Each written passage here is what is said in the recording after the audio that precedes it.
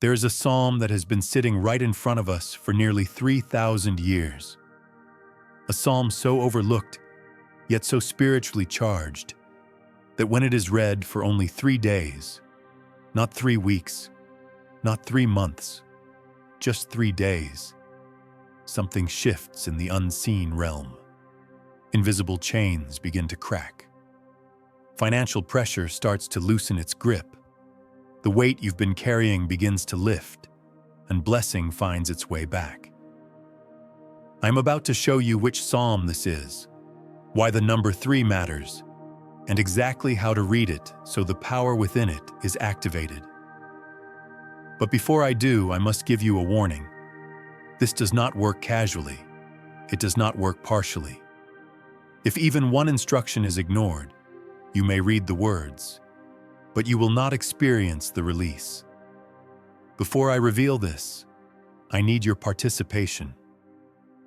Like this God's message if you are ready for debt to lose its hold on your life, and comment these 3 words: I am free. When you write those words, you are making a declaration, not just online, but in the spiritual realm. And subscribe to this channel, because what I am about to teach has shattered financial bondage for countless people across generations. Let me begin by telling you something most people never truly understand about debt. Debt is not merely a financial issue. It is spiritual captivity. Scripture tells us plainly in Proverbs, the borrower is slave to the lender, not helper, not worker, slave. That is the spiritual truth beneath debt. It establishes a power dynamic where someone else has authority over your life. Creditors can call you at any hour. They can pressure you. They can threaten consequences. They can influence your decisions.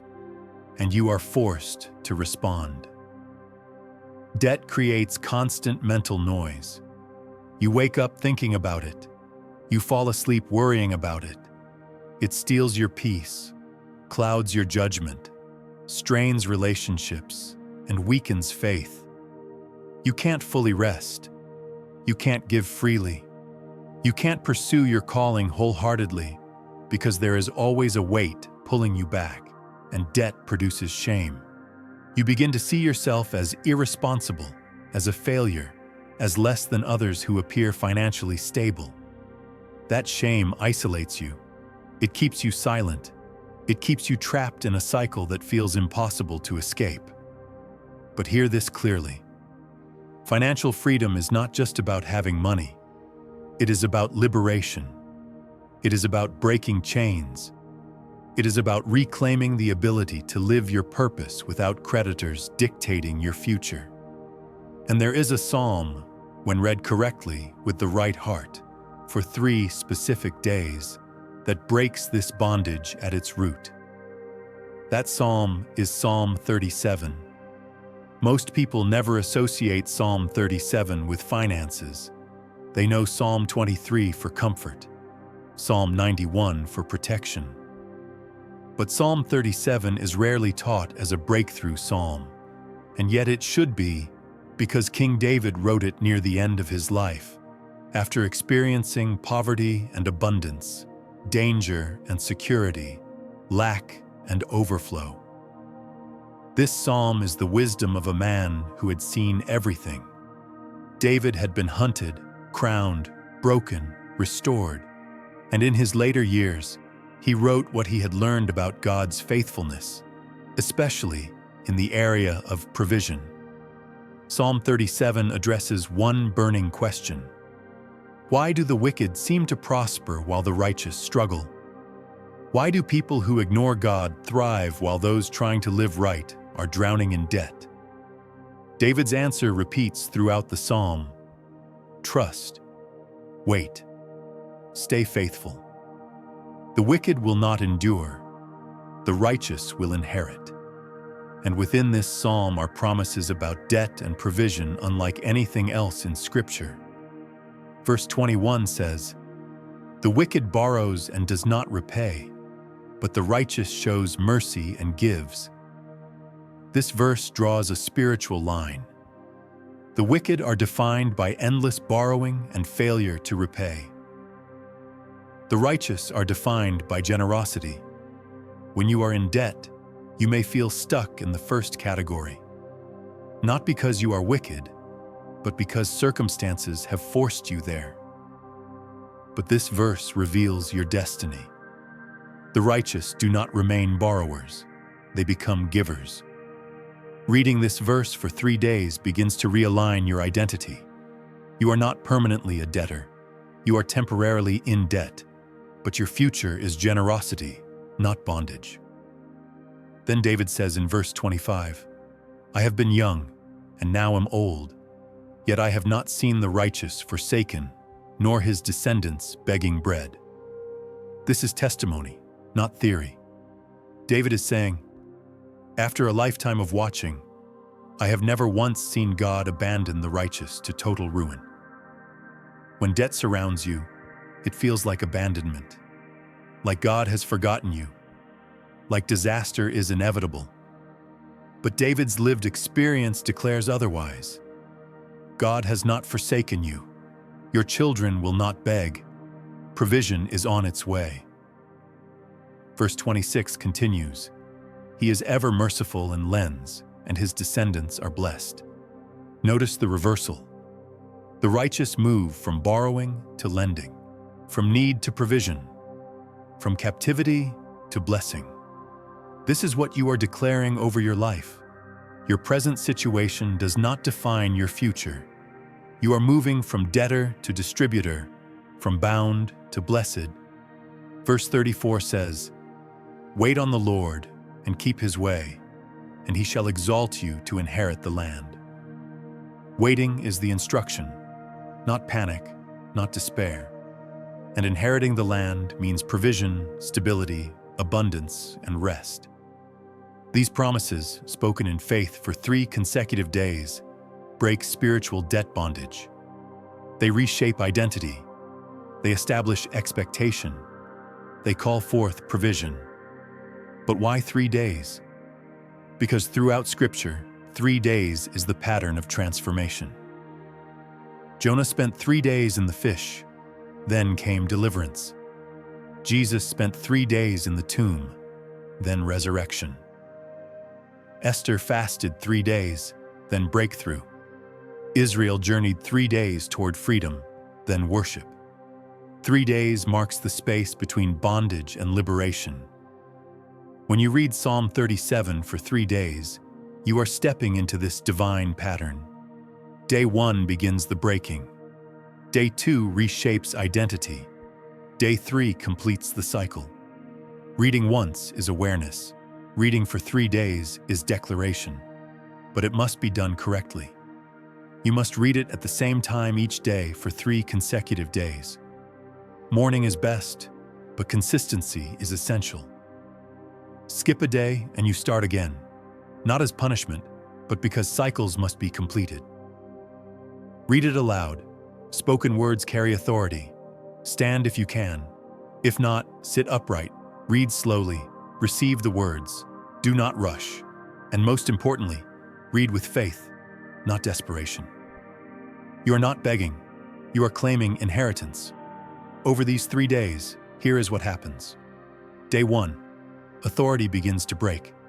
Day 2, identity begins to shift. Day 3, release occurs. The burden lifts before the numbers change.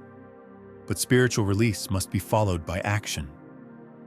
During the 3 days, give something away each day, even while in debt. Giving breaks scarcity thinking. You cannot receive with clenched fists. Speak aloud daily that debt is ending. Declare reversal. Words create reality. Write down every debt, pray over it specifically. Bring each amount before God.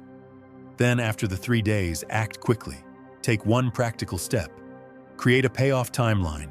Begin daily gratitude. Faith opens doors. Action walks through them. And this is how spiritual freedom becomes physical freedom. Now let's pray together in the mighty name of Jesus. Heavenly Father, as this day begins, I come before you in humility and faith. I quiet my heart. I steady my thoughts. I turn my focus away from fear, away from pressure, away from the noise of debt and lack, and I fix my eyes on you, the God who provides, the God who redeems, the God who breaks chains. Lord, you are not distant from my situation. You see every bill, you know every amount. You are aware of every sleepless night, every anxious thought, every moment I wondered how I would make it through. Nothing about my financial struggle is hidden from you. Today I acknowledge that you are my source.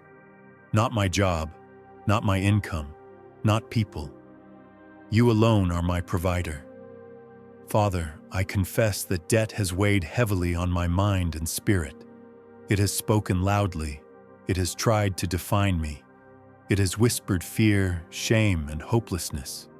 But today, in the name of Jesus, I reject every lie that debt has told me about who I am and what my future holds. Your word says I am not forsaken. Your word says I am not abandoned. Your word says I am not destined to beg. Your word says I am righteous through you, and the righteous are upheld, sustained, and provided for. So this morning, Lord, I come into agreement with your truth and out of agreement with fear. I declare that debt does not own me. I declare that debt does not control my peace. I declare that debt does not determine my destiny. Father, I bring before you every financial burden I carry, every obligation, every loan, every unpaid balance, every deadline that feels impossible. I place them at your feet, not in panic, not in despair, but in trust. I admit that I cannot resolve this alone. I have tried to figure it out in my own strength.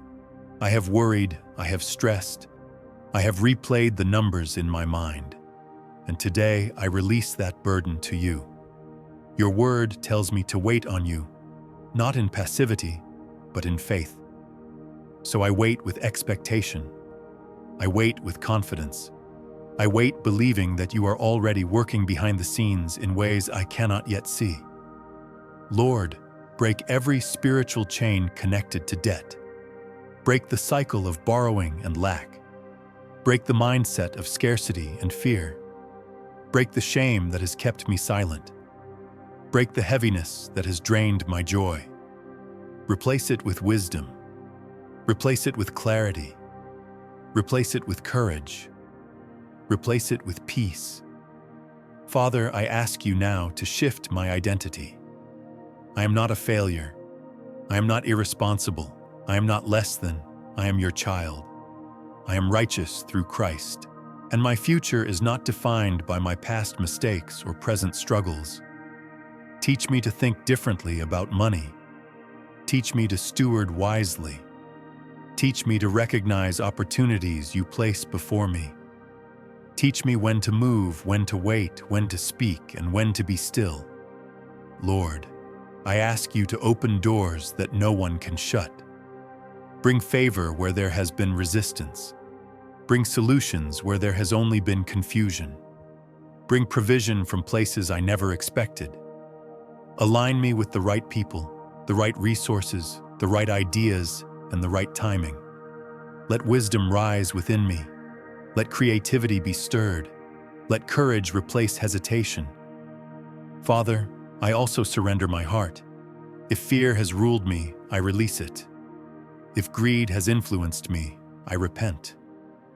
If poor decisions have contributed to my situation, I ask for grace and guidance to walk a better path. I choose integrity. I choose discipline.